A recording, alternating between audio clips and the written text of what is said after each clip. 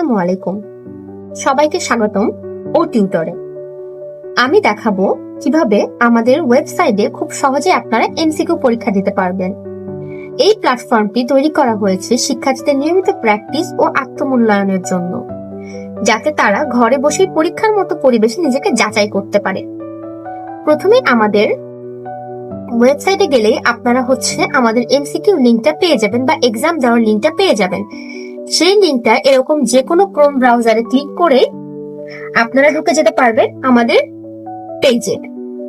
আপনারা লিংকে ক্লিক করার সাথে সাথে এরকম একটি হোম পেজ চলে আসবে, যেখানে আপনাদেরকে নাম এবং ফোন নাম্বার দিয়ে লগ ইন করতে হবে। এখানে আপনারা টাইপিং এর মাধ্যমে আপনাদের নাম এবং ফোন নাম্বারটা লিখতে পারেন।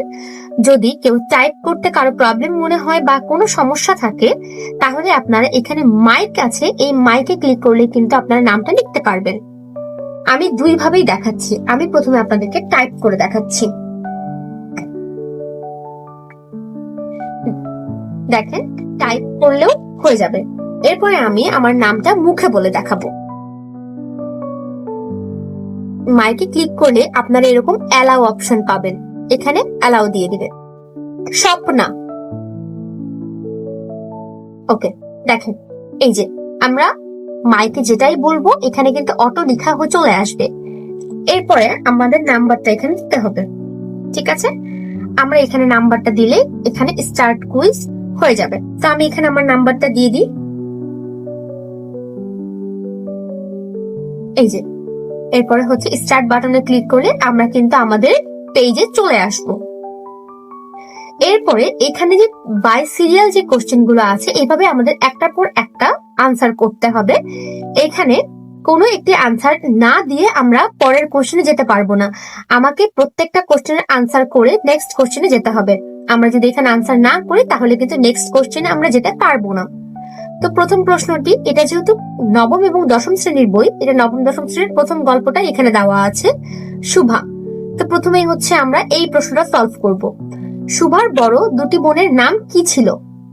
আমরা সবাই জানি সুকেশিনী ও সুহাসিনী। ক্লিক করে নেক্সট কোশ্চেনে যাব। শুভার নামটি কার অনুরোধে রাখা হয়েছিল? বাবার। গল্পে শুভাকে সংক্ষেপে কি নামে ডাকা হতো? শুভা নামে ডাকা হতো। সুতো প্রতাপ ডাকতো। শুভার কথা বলার ক্ষমতা ছিল না, তাকে কি বলা হয়েছে? বোবা। শুভার সবচেয়ে বড় সম্পদ হিসাবে লেখক কোনটির কথা বলেছেন? তার হাসি, তার কান্না, তার দুটি বড় বড় চোখ, তার কণ্ঠস্বর। এখানে কণ্ঠস্বর হবে না, কারণ সে তো কথাই বলতে পারতো না। বোবা। তার কালো চোখ। এইভাবে আমরা প্রত্যেকটি প্রশ্নের আনসার দিব। আমি এখানে নিজের মতন আনসার গুলো দিয়ে দিচ্ছি।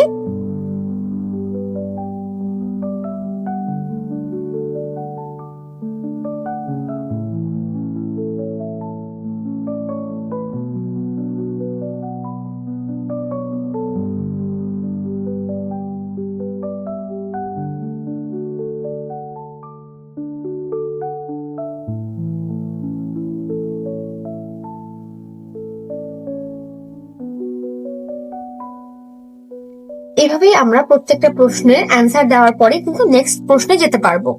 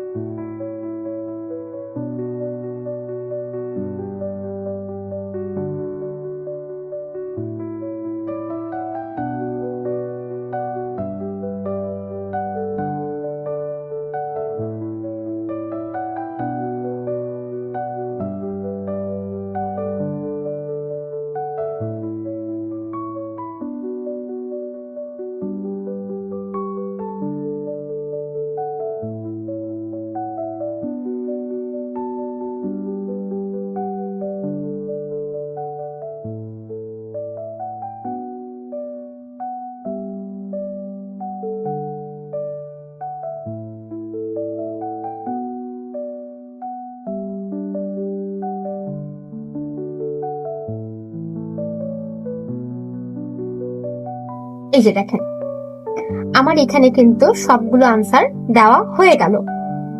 এইবার আমি যে প্রথমে নামটা দিয়ে লগ ইন করেছিলাম সেই নামটা এবং নাম্বারটা দেখাচ্ছে, এবং এরপরে আমি কত মিনিটে এই পরীক্ষাটা দিয়েছি সেটা দেখাবে, তারপর আমার কয়টা ঠিক হয়েছে সেটা দেখাবে, এবং আমার কতগুলো ভুল হয়েছে সেটাও কিন্তু দেখাবে।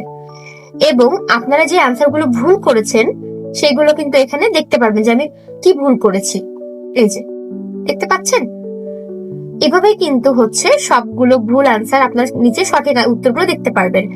আবার যদি কেউ মনে করেন যে পড়াগুলো আবার বাচ্চাদেরকে পড়িয়ে আবার এক্সাম দেওয়াবেন, তাহলেও পারবেন। আবার প্লে এগেন করলেই কিন্তু আবার সেম প্রথম থেকে শুরু হবে। আর আপনারা যদি কেউ এই রেজাল্টটা হোয়াটসঅ্যাপে পাঠাতে চান সেটাও পারবেন, শেয়ার রেজাল্ট ওয়ান হোয়াটসঅ্যাপ, আমি সেটাও দেখিয়ে দিচ্ছি।